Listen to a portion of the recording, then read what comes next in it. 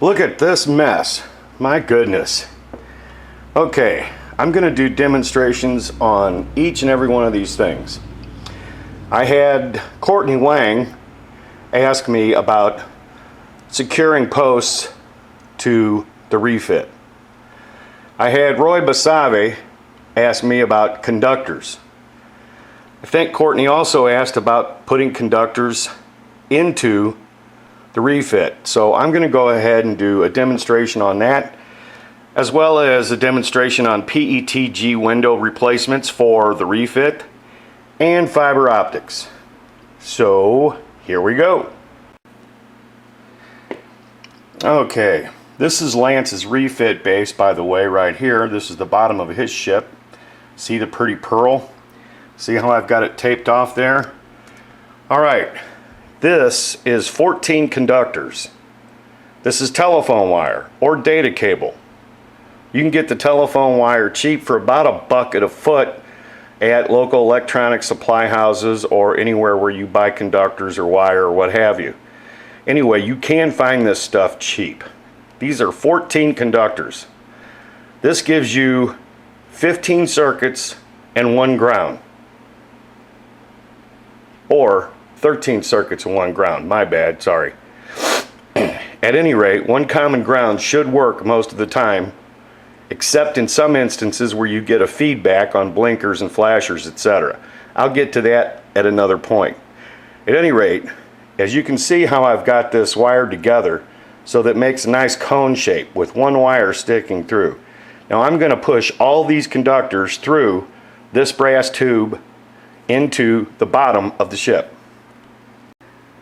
Now, as you see here, I have successfully pushed these through the brass tube from the bottom up through and out through the top. Now I can cut all of these to 1 length, or I can pull them through, wire everything together as I need, then cut them to the length that I need for each particular circuit.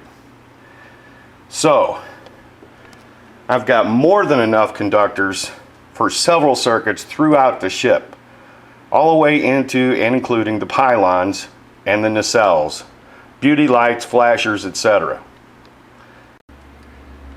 Alright, let's talk about securing the brass rod to the base or engineering hull of the ship.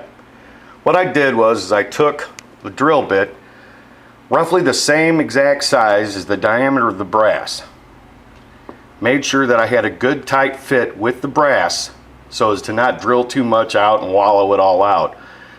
Once I got a good tight fit with the brass, I taped it off on the base here, as you can see, and I brought it up to just about the right height that I needed, and then poured in 2-part binary resin to secure it inside that little trough.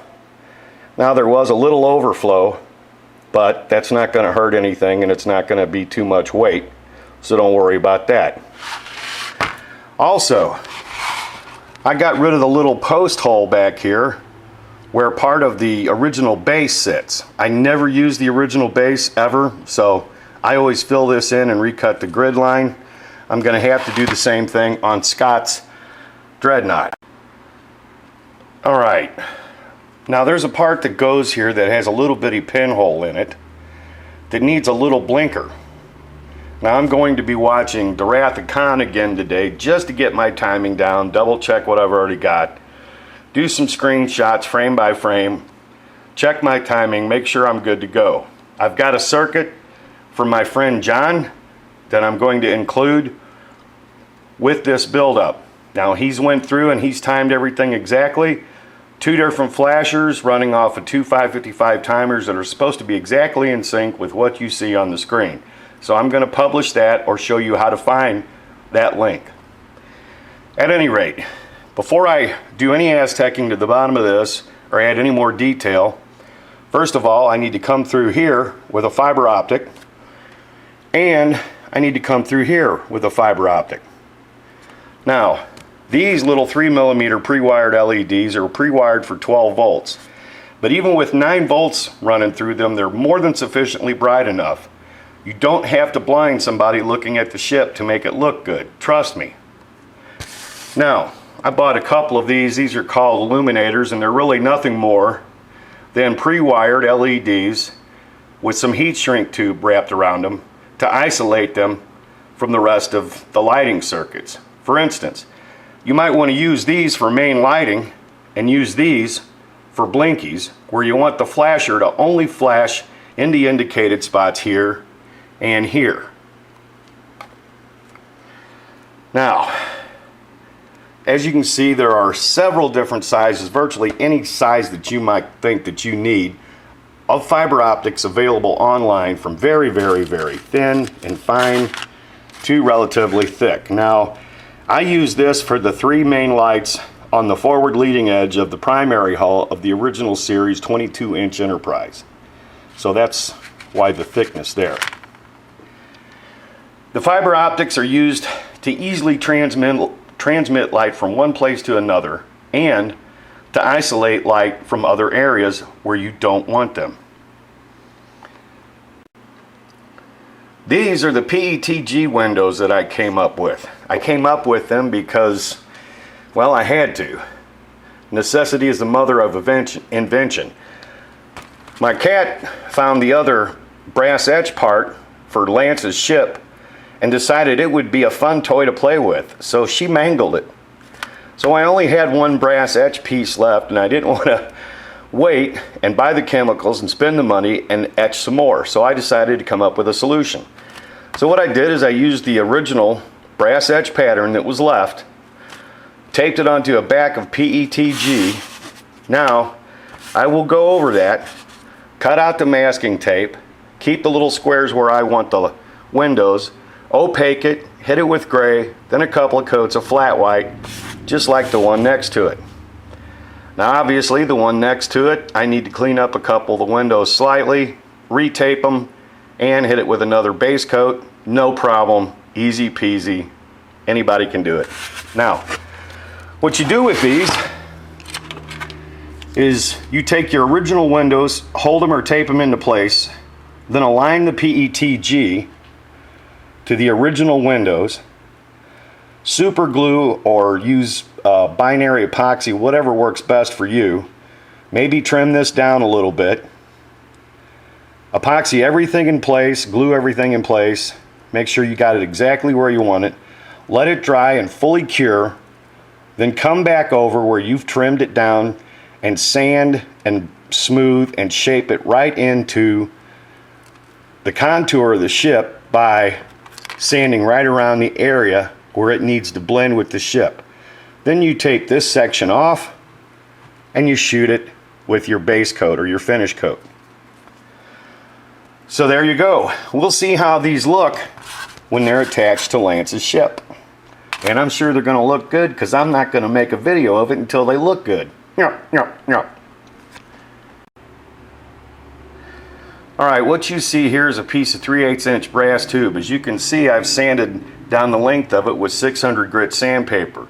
I'm going to put this in Scott's ship in the engineering hull, but I want to make sure that it's good and clean and I get a good mechanical seal between the resin, the plastic, the brass, and everything included.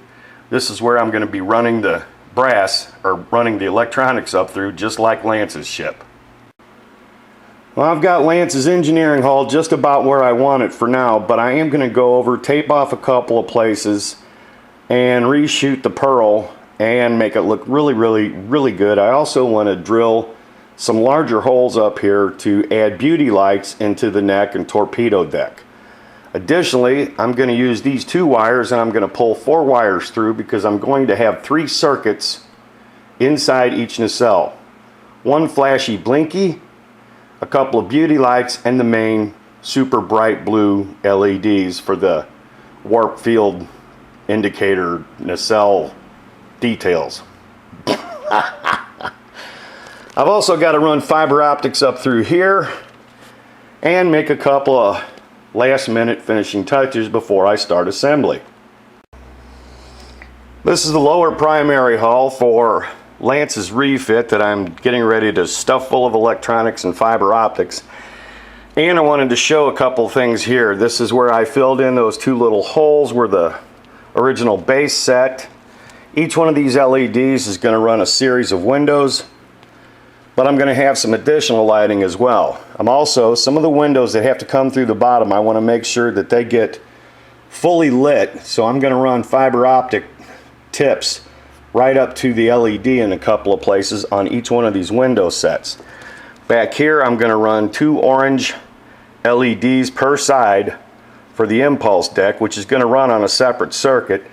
There will also be 4 or 5 LEDs going down through here and into the lower sensor dome sensor array, where you have the lights show out on the actual lower side of the primary hull. As you can see, I reversed the assembly process because I thought it was absolutely ridiculous to attach all these pieces to the top of the primary hull.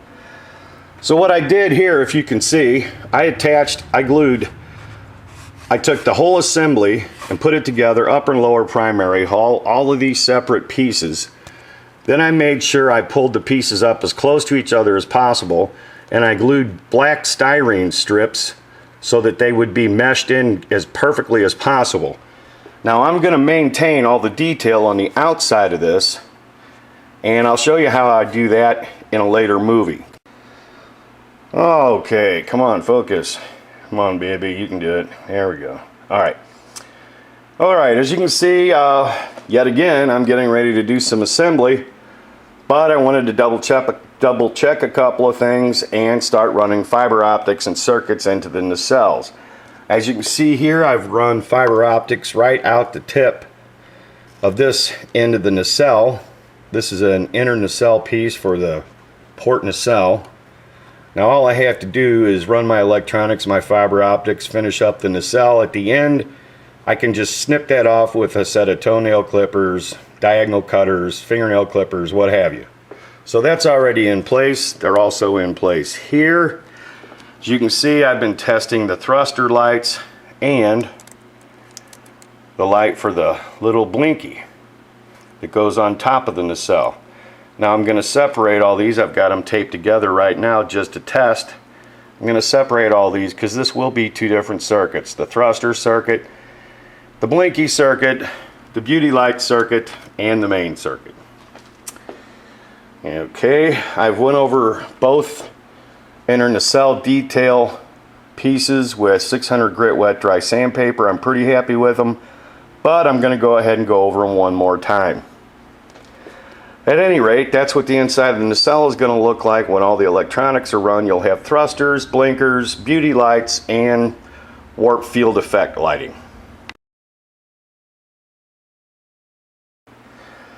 And here we have Scott Einoff's Dreadnought. Look at this. I hate to say it. Look at that. Look at that. I had that flipping spot taped tight with electrical tape just to hold it in place, just to do this, and it popped loose. I hate this model. I'm sorry. I don't know how to tell you. I hate it. It's the worst designed piece of crap on the planet. I don't care what anybody thinks. 4-piece engineering hull. Who thought of that? My God. At any rate, I need to sand and smooth all the contours down on the neck, the torpedo deck, and the strong back. I did a decal test, and the decal cast was foobar because, frankly, I didn't take into account the change in shape of the neck and the torpedo deck. So I've got some work cut out for me before I start assembly on this.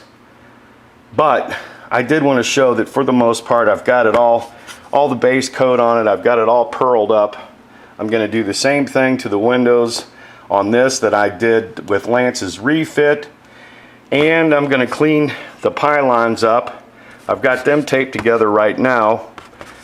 I was just looking recently for references to get these positioned properly, because that's one thing I do want to do. I want to go ahead, split these 2 pieces apart, drill through the center right into the hull here, attach and glue these to the main engineering hull. Then I'm going to run steel rods through both pylons and into the nacelles. The steel rods will go directly into the forward 2 nacelle divots that are there for the regular refit that come off the other pylons. The only thing is I've got to position them exactly right, because the position on these pylons is not the same as the position on the pylons that comes with the refit. At any rate, I've got some more sanding and cleanup to do. Then I've got to finish, level out both sides of the neck and strong back for the third nacelle. Recut the grid lines, re-drill the holes. This whole back section is clear cast, so that shouldn't be a problem. I should have no problem lighting, because I'm going to come up from underneath with super bright white LEDs and maybe have one pointing down from the third nacelle into here. I want to make sure I get plenty of light in there, but all it's going to do is bounce around and come out where we want it anyway. Anyway, this is right where the refit or the dreadnought is right now. Obviously, when I assemble all this, I'm going to have to tape and putty this whole section off. That's just the way it is. So, there you go on the dreadnought. You will see some more on this in the next movie. I'm going to do some basic assembly, lay out the support rods, and do a dry fit on the nacelles, make sure I've got them all in the right position. I'm going to add the top piece up here after the primary hull is attached, the lower primary hull is attached, and then I'm going to start mocking everything up to get that third nacelle in exactly the right place. More on this at a later date.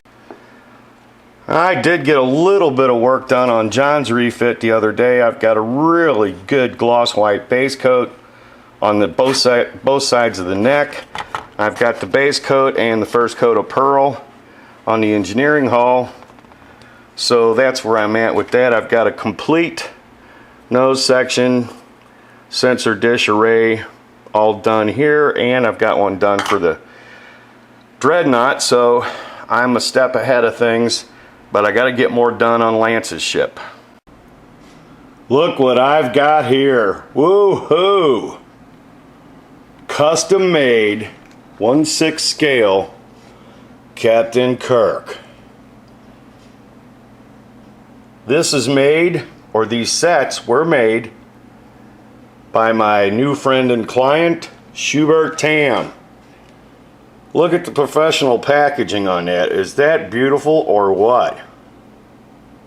Now, he's discontinued these, but he's coming out with a completely new revised set, and I may be helping him with some of the model sculpts and or electronics to go with these sweet babies. Oh yeah. Bow, bow. Anyway, if you're even remotely interested in 12-inch tall, 1/6 scale, original series, or next generation, or JJ prize figure models, please let me know so I can refer you over to my friend and client, Schubert. Here you go, Schubert. Couldn't wait to show these off. And he's got his phaser and tricorder and I believe a communicator in there. I haven't opened all the packaging up, so might have another look at this a little bit later in the video. Awesome work. Awesome. Look what I have here. It's the 1400 Revell Germany Clear Enterprise D. Woohoo! Schubert sent me this for a build-up. He wants me to light and build and put all the go-fasters into this ship. So I sent him over to Don Matthews of Don's Light and Magic. And we're going to be getting a couple of other things and really dressing this up to look hot, hot, hot. I'm going to make this baby pop. Yes, sir. All right, let's have a look inside the 1400 Clear Enterprise D. To me, on first inspection, while still in the bags, it all pretty much looks like the same ship. The one difference I see is that it does come with some Aztecing decals. Nice, that's a nice touch. About time. Okay, now I'm not going to do a full kit review on this. I don't have the time, and this is going to go on the shelf. Schubert has his own spot, just like my new friend and client Frank has his own spot.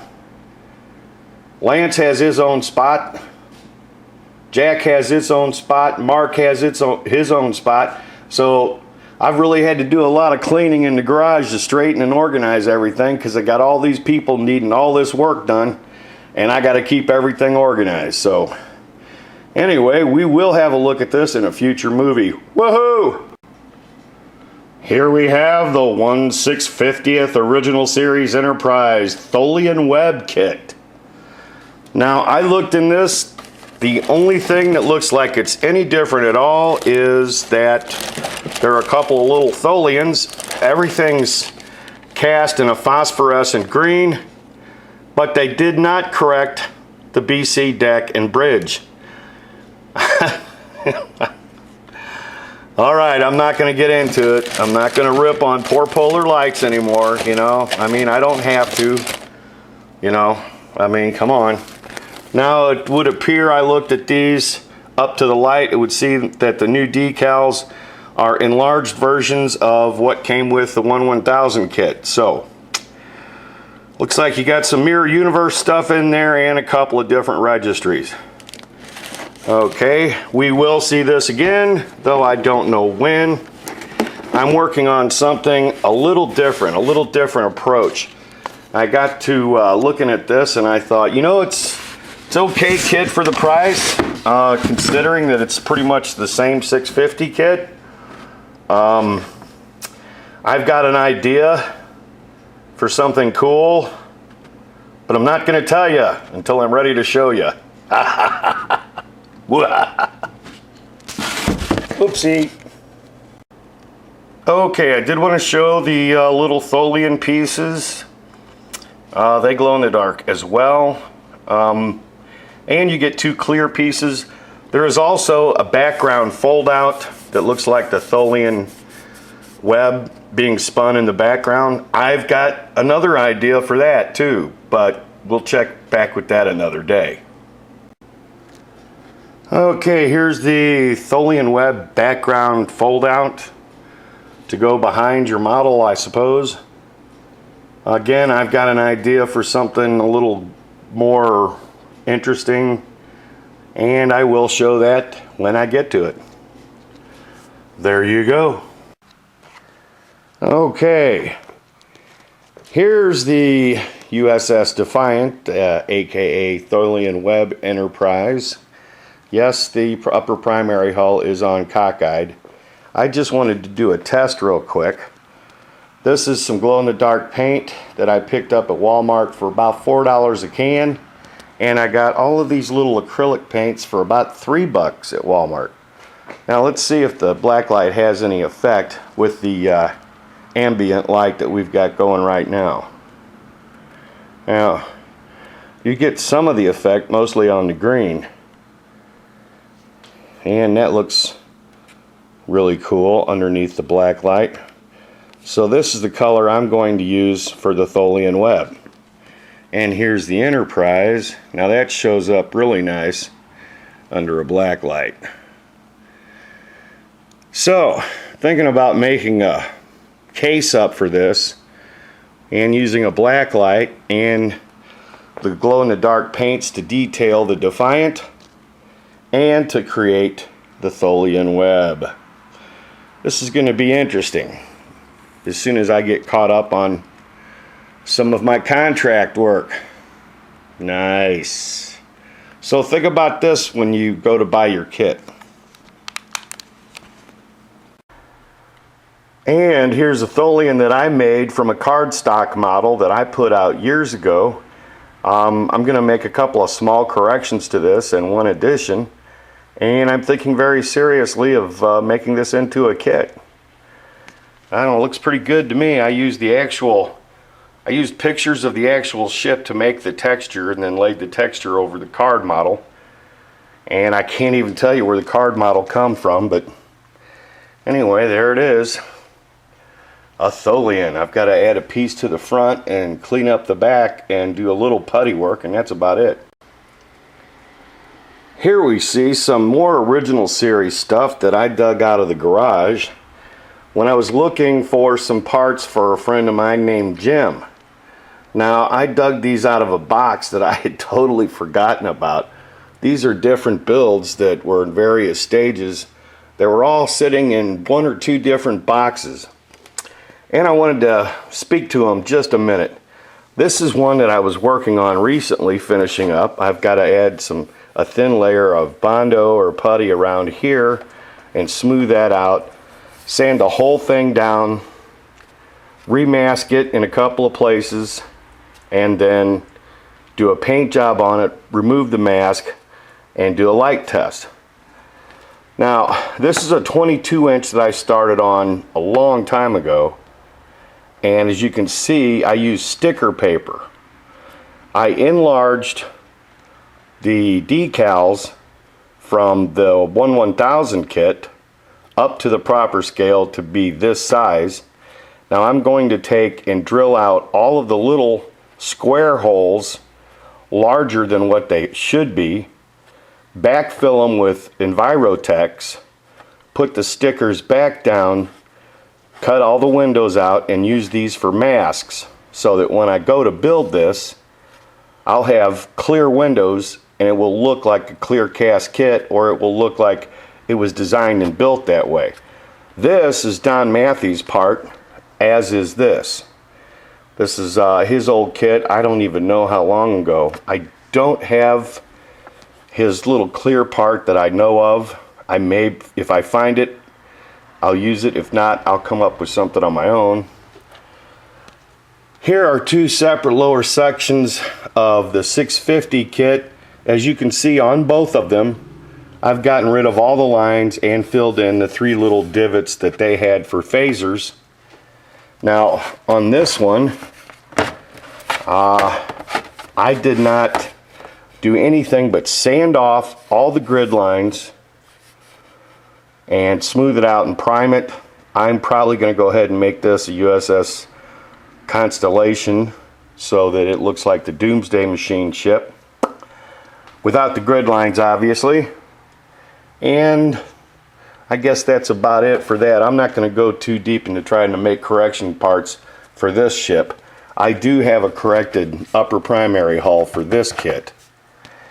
And here I wanted to go ahead and show the difference between a fully built 22-inch upper primary hull with the original parts and the Don Matthews kit. I'm still not 100% happy with this, so I'm going to go ahead and make some changes to this, but I'll show that at a later date.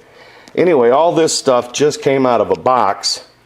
Now I'm going to compare a couple of these to the most recent Tholian web kit. Okay, here's the glow-in-the-dark Tholian Web 650 Enterprise. The only thing I didn't touch on earlier is that there are no grid lines. I didn't even realize that until just now. I probably built this 650 kit a dozen times and I just realized that they didn't put any grid lines. So they corrected that. Now I wonder if that goes for all the 650 kits, and why didn't they correct the bridge and BC deck? I don't know. Anyway, as it stands right now, I've got a Constellation in progress. This is an old ship. I've had this. This was in a box, like I said earlier. I've had this for some time, but I sanded off all the grid lines. This Tholian web kit didn't have any grid lines.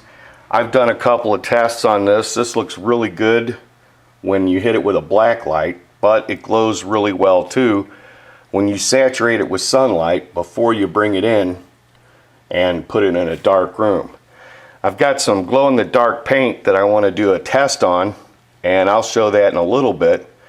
The glow-in-the-dark paint is going to be painted either on string or mechanics wire or copper wire to come up with an actual Tholian web.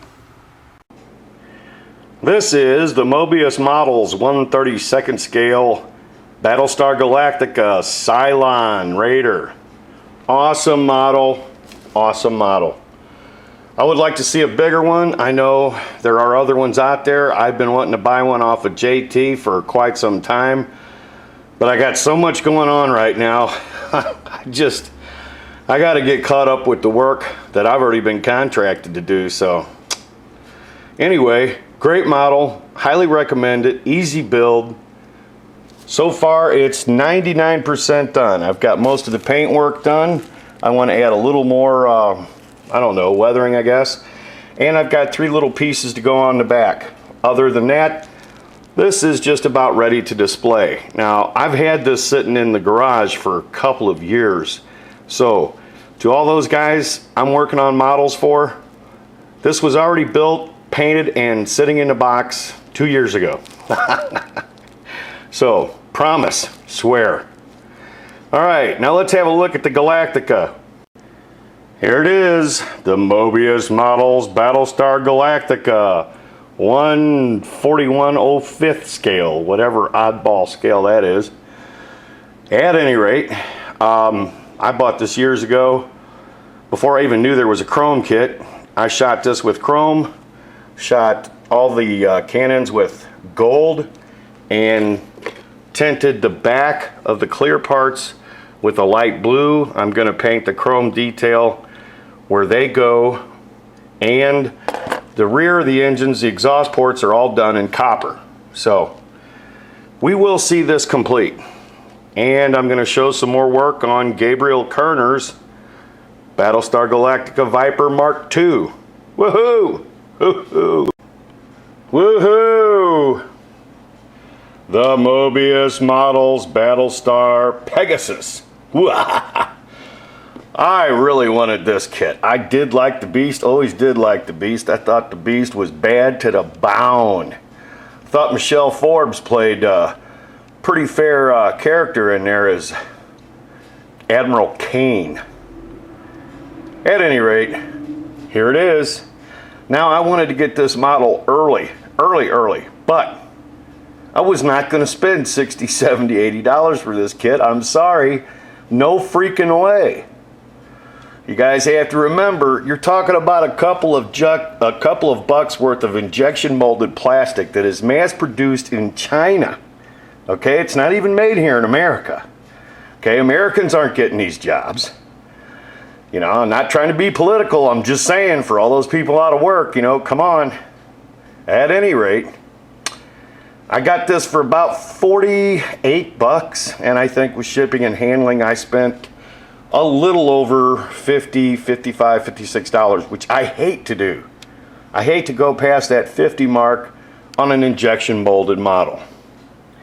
Now I can see on some of these custom garage kits and studio scale models, okay, I can understand people wanting to pay the money for a rare item, you know, that there just aren't going to be that many made. Having said that, I'm not going to spend it on these styrene kits. If you just wait a little bit, you see the prices come down. As soon as these things come out, they're 10, 20, 30, 40% higher than what they should be. As soon as the market levels out a little bit and all the price gougers get their money and people stop buying them, the prices start dropping. So I wait for the price to drop, or I look to get a good deal, or I won't buy it. I don't care how bad I want it or what a whiz-bang model it is. I'm not going to buy it for more than 50 bucks. It's just too much in life to spend money on in this economy, like groceries and gas. Sorry. At any rate, enough of the diatribe. This is a much bigger model than the Galactica. Now I jumped right in and built the Galactica. I'm going to take my time with this. All the parts are nicely individually packaged. I'm really liking this model. Really liking this model. This is going to be fun. But look at the little bitty base. I got a big old base for this bad boy. In fact, I got a base that'll hold 5 or 6 of these Mobius models. And it's going to look sharp. I'll have to show that off yet again. Okay, now I haven't had a chance to go through the directions. I'm sure they're as well done as any of the rest of the Mobius models kits. Got some decals there. So I'm going to have a look at the directions and maybe add a little more to this review later.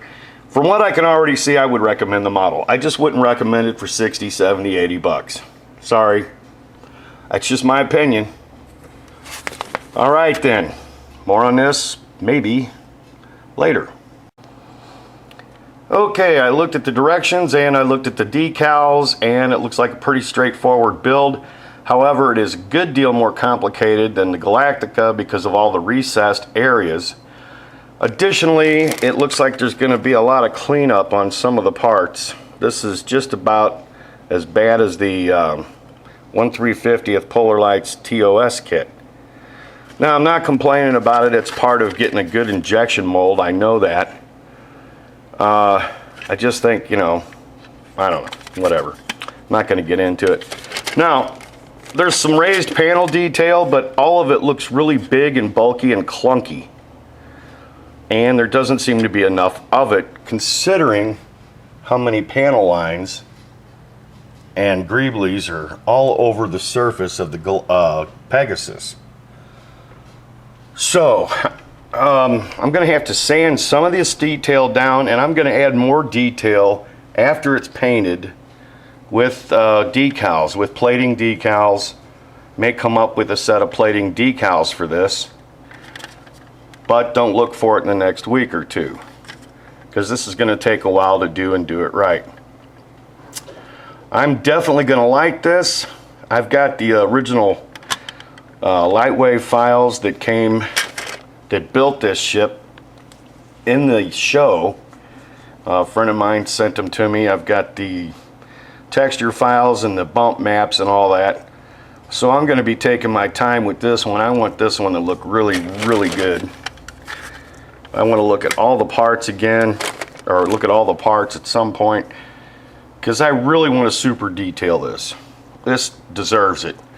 If I had the time, I would build a 2X model of this, scratch build, but there's just no way. I've got too many things going on, too many builds in progress.